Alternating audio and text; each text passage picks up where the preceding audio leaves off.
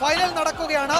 അതിൽ നമ്മൾ ദൃശ്യങ്ങളിൽ കാണുന്നുണ്ട്. ഒന്നാം ട്രാക്കിൽ ആശാ പുളിക്കക്കണ്ടം, രണ്ടാം ട്രാക്കിൽ ജയ് ഷോട്ട്, മൂന്നാം ട്രാക്കിൽ നെപ്പോളിയൻ, നാലാം ട്രാക്കിൽ അമ്പലക്കടവൻ, ട്രാക്ക് 5 ഷോട്ട് പുളിക്കക്കണ്ടം, ആശാ പുളിക്കക്കളം. അങ്ങനെ പ്രധാനപ്പെട്ട, അതായത് സ്ഥിരമായി ഫൈനൽ മത്സരങ്ങളിൽ എത്തുന്ന ഈ വെബ് എ ഗ്രേഡ് വള്ളങ്ങൾ തന്നെയാണ് ഇത്തവണയും ഈ ഫൈനലിൽ കളിക്കുന്നത്. അതിൽ 2 വള്ളങ്ങൾ തമ്മിൽ 4-3 ട്രാക്കുകളിലെ 2 വള്ളങ്ങൾ തമ്മിൽ ഇഞ്ചോടിഞ്ച് മത്സരമാണ്. അതൊരു പക്ഷേ അമ്പലക്കടവനും പുളിക്കക്കളവും തമ്മിലായിരിക്കണം എന്ന് തോന്നുന്നു. അങ്ങനെയാണെങ്കിൽ ആ 2 വള്ളങ്ങളിൽ ഒന്ന്, അതിൽ 4ാമത്തെ ട്രാക്കിലുള്ള വള്ളം പുളിക്കക്കളം ആണ് എന്നാണ് തോന്നുന്നത്. ആ വള്ളമാണ് ഇപ്പോൾ ഒരു നേരിയ ലീഡ് ഉള്ളത്. ആ 2 വള്ളങ്ങൾ ഏതാണ്ട് ഒരേപോലെ ലീഡ് ചെയ്തു. 4ാമത്തെ ട്രാക്കിലുള്ള വള്ളമാണ് ഒന്നാമതെത്തിയത്. അത് ഒരു പക്ഷേ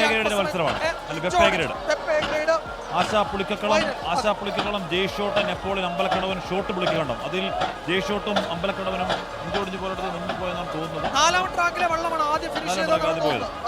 എന്തായാലും ഇതിൽ നിന്ന് വളരെ വ്യക്തമാണ്. അവിടെ ഒന്നാം തുഴക്കാരൻ മുതൽ ഇങ്ങ് മുകളിൽ അമരത്ത് വലിയ പങ്കായം പിടിച്ച് ഈ നാൾ വരെയുള്ളവരുടെ ഒറ്റക്കെട്ടായുള്ള കഠിനാധ്വാനം, അതിനിടയിൽ ട്രംപറ്റ് മുഴക്കുന്നവരുടെ പ്രവർത്തനം കണ്ടു. നെപ്പോളിയനെയും ഡിസ്ക്വാളിഫൈ ചെയ്തിട്ടുണ്ട്. അയ്യോ, അമ്പലക്കടവനെയും ഡിസ്ക്വാളിഫൈ ചെയ്തു. നെപ്പോളിയനെ ഡിസ്ക്വാളിഫൈ ചെയ്തു. എന്താ കാര്യം നടത്തില്ലോ ചോദിക്കാതെ മത്സരിച്ചത് ഇതിലായിരുന്നു, ഈ ഗ്രേഡിലായിരുന്നു. അപ്പൊ പിന്നെ ആശാ പുളിക്കക്കളവും ഷോട്ട് പുളിക്കകളും ഉള്ളൂ, ജയ് ഷോട്ടേ ഉള്ളൂ. 3 പേരുണ്ടായിരുന്നു. എന്തായാലും ഒരു കാര്യം നമ്മളെ വള്ളങ്ങൾ കാണുന്നുണ്ടായിരുന്നു.